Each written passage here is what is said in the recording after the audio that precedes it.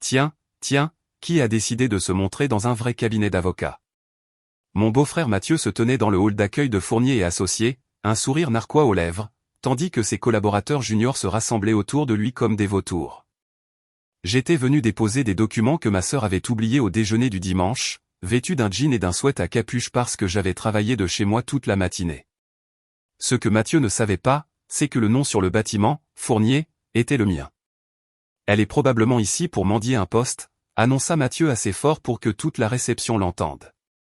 La sœur au chômage de ma femme travaille en freelance depuis quoi, 5 ans maintenant, Chloé? Ça doit être dur de vivre sur ses économies. Les collaborateurs rirent servilement. Mathieu était un collaborateur senior, en 7e année, qui visait l'association, et il savait qu'il ne valait mieux pas le contrarier. La réceptionniste, cependant, était devenue blême. Monsieur Dubois, dit-elle nerveusement. Peut-être devrions-nous. C'est bon, Amélie, l'interrompit Mathieu en lui faisant signe de la main. Chloé et moi sommes de la famille. Je peux parler librement. En fait, Chloé, puisque tu es là, je devrais te présenter à quoi ressemblent de vrais avocats. Voici mes collaborateurs. Ils facturent 2000 heures par an, concluent des contrats majeurs, gagnent de l'argent réel. Tu sais, tout le contraire de ce que tu fais sur ton ordinateur portable dans les cafés. Je suis resté là, tenant le dossier de ma sœur, sans rien dire. Amélie, la réceptionniste, tapait frénétiquement quelque chose sur son ordinateur, ses doigts volant sur le clavier. Quel genre de freelance fais-tu au juste, poursuivit Mathieu, s'échauffant devant son public. Laisse-moi deviner. Gestion des réseaux sociaux, assistante virtuelle. Peut-être que tu vends des trucs sur Vinted. Ses collaborateurs ricanèrent. Conseil juridique, dis-je doucement. Conseil juridique, répéta Mathieu, sa voix dégoulinant de condescendance. Bien sûr. Avec quelle qualification? Tu es allé dans une petite fac de province. Tu n'as même pas fini tes études de droit. Je les ai finies, le corrigeai-je. Université Panthéon-Assas, promotion 2016. Cela le stoppa une demi-seconde. Assas, ce n'est pas ce que Juliette m'a dit. Juliette ne sait pas tout sur moi, dis-je. Ma sœur et moi nous étions éloignés au fil des ans, surtout après son mariage avec Mathieu il y a 3 ans. Elle savait que j'avais fait des études de droit, mais avait supposé que j'avais abandonné quand j'avais arrêté d'en parler.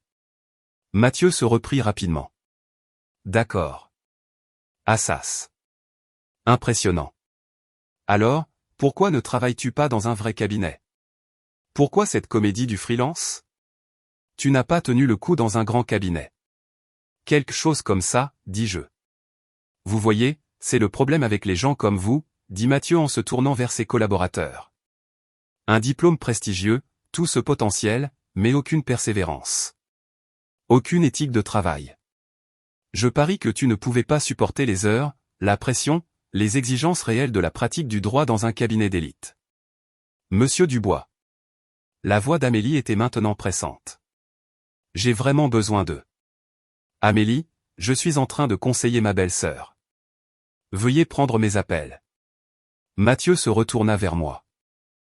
Tu sais quoi? Je me sens généreux. Je vais parler au comité de recrutement. Peut-être qu'on peut te trouver quelque chose en relecture de documents. Un contrat à temps partiel.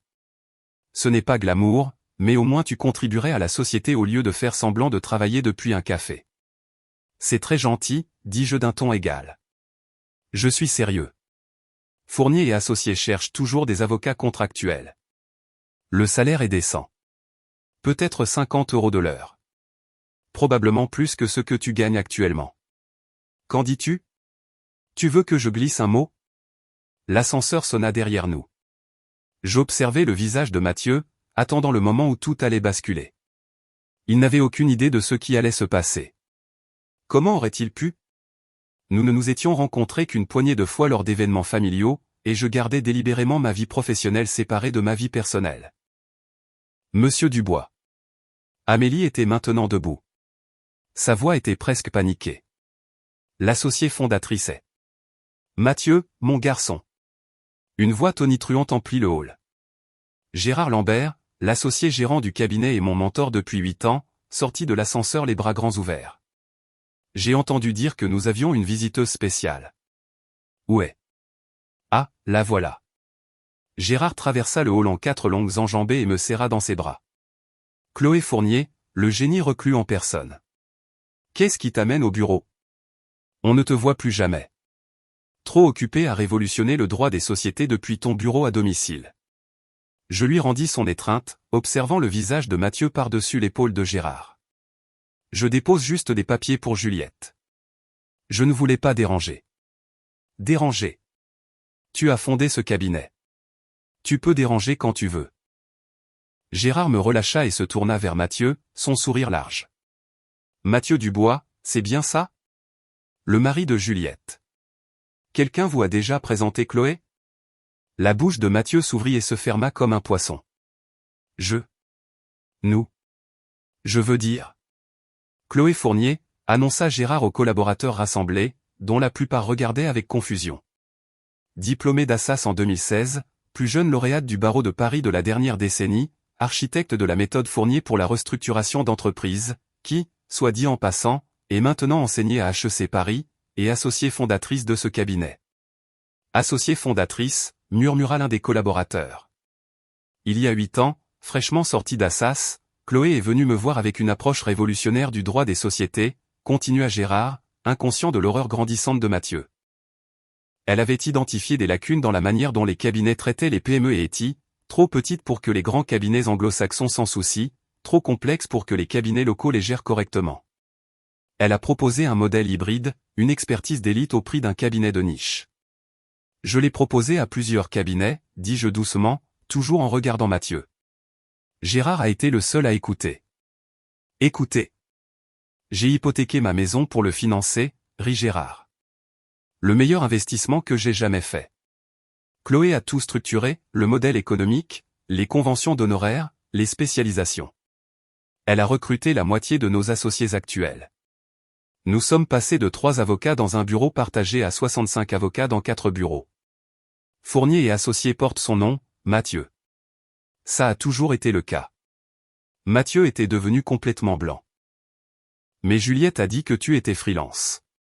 Elle a dit que tu travaillais de chez toi. Que tu n'avais pas de vrai travail. Je travaille bien de chez moi, confirmai-je. Je gère nos clients les plus sensibles à distance, ceux qui ont besoin d'une discrétion absolue. Rien que l'année dernière, j'ai géré 14 acquisitions d'entreprises d'une valeur combinée de 3,2 milliards d'euros. Je préfère simplement ne pas venir au bureau sauf si c'est nécessaire. Milliards, murmura Mathieu. Le patrimoine personnel de Chloé est estimé à environ 40 millions d'euros, ajouta Gérard joyeusement. Sa part des bénéfices du cabinet plus ses honoraires de conseil. Elle est l'avocate de moins de 40 ans la mieux payée du pays. Juliette ne te l'a pas dit? Juliette ne le sait pas, dis-je. Je ne discute pas de mon travail avec ma famille. Ça simplifie les choses. Amélie retrouva enfin sa voix. Mademoiselle Fournier. J'ai essayé d'avertir Monsieur Dubois, mais il... C'est bon, Amélie, dis-je en lui souriant. Il n'y a pas de mal. Mathieu proposait juste de m'aider à trouver un travail de relecture de documents. Très généreux de sa part. Les sourcils de Gérard se haussèrent. Relecture de documents? Chloé, tu n'as pas relu un document depuis ton stage de 2e année. Tu as révolutionné notre approche du droit des sociétés. Tu as été cité par la Cour de cassation à 2 reprises. Pourquoi ferais-tu? Oh. La compréhension se dessina sur son visage. Il regarda Mathieu. Oh là là. Mathieu fixait le mur derrière la réception où une grande photographie était accrochée, que je n'avais curieusement jamais remarquée auparavant. Elle montrait les associés fondateurs du cabinet lors de notre soirée de lancement il y a 8 ans. Gérard, moi et 2 autres. Mon nom était gravé sur une plaque en dessous. Chloé Fournier, associée fondatrice. Je ne savais pas, dit faiblement Mathieu. Juliette n'a jamais dit. Je pensais que tu étais au chômage. Elle a dit que tu avais du mal. Je n'ai pas de mal, dis-je simplement. Je ne crie juste pas ma réussite sur les toits. Des valeurs différentes, je suppose. L'une des collaboratrices, une jeune femme qui était restée silencieuse jusqu'à présent, prit la parole. Mademoiselle Fournier, j'ai utilisé votre cadre d'acquisition dans le dossier Henderson le mois dernier. C'était brillant.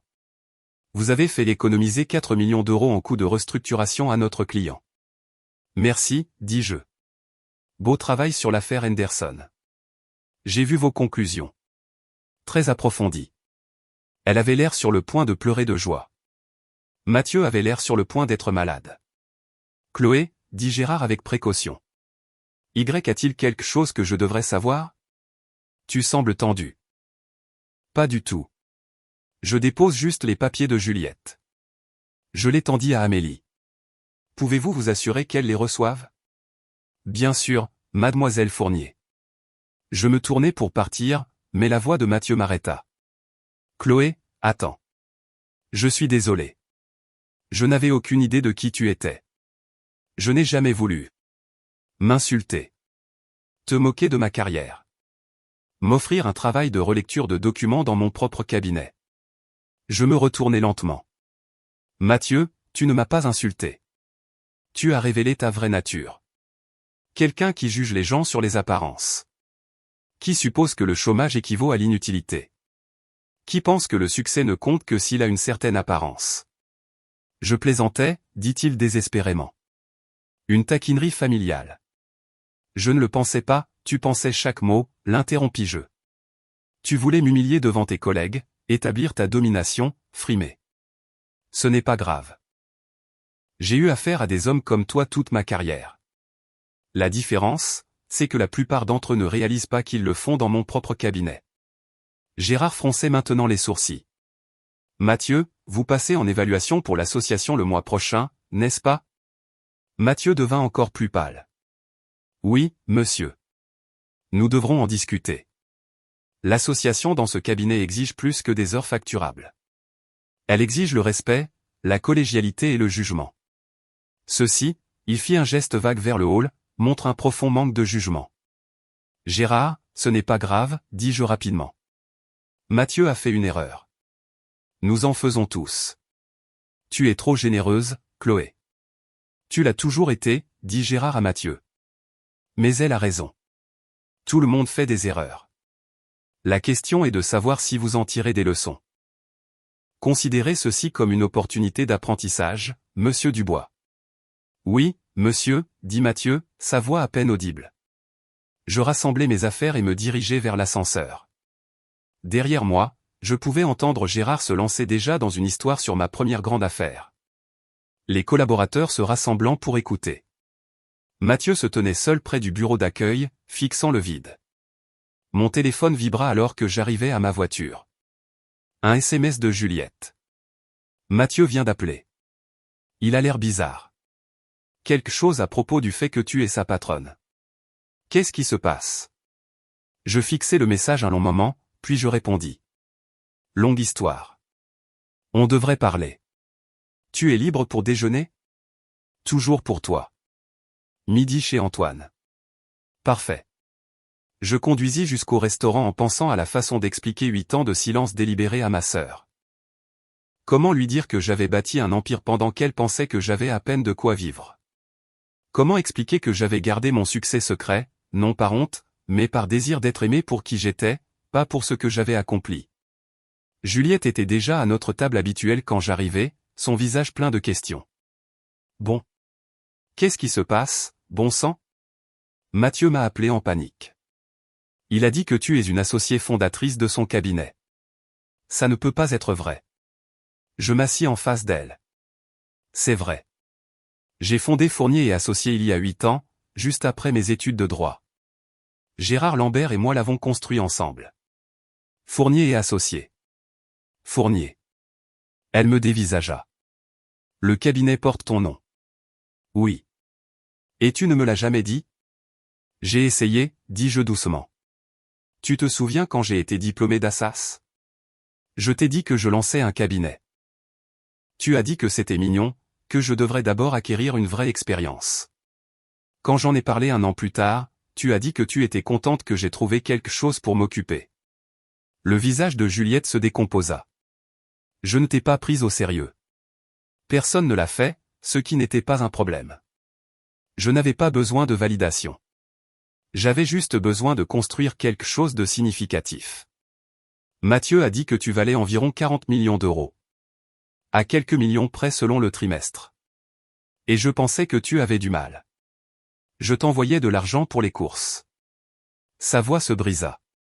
Oh mon Dieu, tu as accepté mon argent pour les courses. Tu voulais aider, dis-je. J'ai apprécié le geste. L'argent va à des œuvres de charité de toute façon. Des œuvres de charité? Elle rit, mais il y avait des larmes dans ses yeux. Pendant que je t'envoie 200 € pour les courses, tu gères des acquisitions à plusieurs milliards d'euros. Différents types de richesses, dis-je. Tu as un mari, une belle maison, une vie dont tu es fier. C'est précieux aussi. Un mari qui vient de t'humilier dans ton propre cabinet. Elle essuya ses yeux avec colère. Mathieu m'a raconté ce qu'il a dit. Tout. Je suis tellement gêné, Chloé. Ne le sois pas. Il ne savait pas, ce n'est pas une excuse. Il a supposé que tu étais au chômage et t'a traité comme une moins que rien à cause de ça. Qu'est-ce que ça dit de lui? De nous? Je n'avais pas de réponse à ça. Pourquoi ne me l'as-tu pas dit? Demanda finalement Juliette. Pourquoi garder ça secret? Parce que je voulais une relation avec toi qui ne soit pas basée sur l'argent ou le statut. Je voulais une sœur qui m'appelle parce que je lui manque, pas parce qu'elle est impressionnée par mon succès. Ça a du sens? Ça a du sens, dit-elle doucement. Mais Chloé, j'aurais été fier de toi. Je suis fier de toi. Tu aurais dû me laisser célébrer tes réussites. Peut-être. Je fis signe au serveur. Mais alors nous n'aurions pas eu ces déjeuners. Tu aurais été trop intimidé pour m'envoyer de l'argent pour les courses. Tu m'aurais traité différemment, comme Mathieu l'a fait. Exactement comme Mathieu l'a fait, mais dans la direction opposée. Nous avons commandé du vin et des pâtes, et lentement la conversation a changé. Juliette m'a posé des questions sur le cabinet, sur mon travail, sur la vie que j'avais menée en parallèle de la sienne. Je lui ai parlé des nuits blanches à rédiger des contrats d'acquisition, des clients impossibles et des collaborateurs brillants, de la satisfaction de construire quelque chose à partir de rien. Qu'est-ce qui se passe maintenant? Demanda-t-elle devant son tiramisu. Pour Mathieu. C'est à lui de voir, dis-je. Gérard est juste. Si Mathieu apprend de cela, grandit, devient un meilleur avocat et une meilleure personne, il deviendra associé. Sinon, il ne le deviendra pas. C'est aussi simple que ça. Et pour nous, notre relation? Je tendis la main sur la table et pris la sienne. Rien ne change. Tu es toujours ma sœur. Je suis toujours la femme qui accepte ton argent pour les courses et travaille dans des cafés. Il se trouve que je suis aussi l'associée fondatrice d'un grand cabinet d'avocats. Tu fais comme si c'était normal. C'est normal. Mon normal, en tout cas. Mon téléphone vibra. Un SMS de Gérard. Mathieu vient de présenter des excuses formelles. Très complètes. Le gamin a peut-être du potentiel après tout. Aussi, les collaborateurs t'appellent maintenant l'associé fantôme. Tu es une légende. Je montrai le message à Juliette. Elle rit malgré elle. L'associé fantôme. C'est parfait. Je préfère me considérer comme sélectivement visible, dis-je. Chloé. La voix de Juliette était maintenant sérieuse. Merci de ne pas avoir détruit la carrière de Mathieu. Tu aurais pu. Tu en avais tout à fait le droit. C'est ton mari, dis-je simplement. Et peut-être qu'il apprendra quelque chose. Peut-être que cela fera de lui une meilleure personne. Peut-être, acquiesça-t-elle. Ou peut-être que j'ai épousé un homme qui juge les gens en fonction de leur compte en banque et de leur titre professionnel.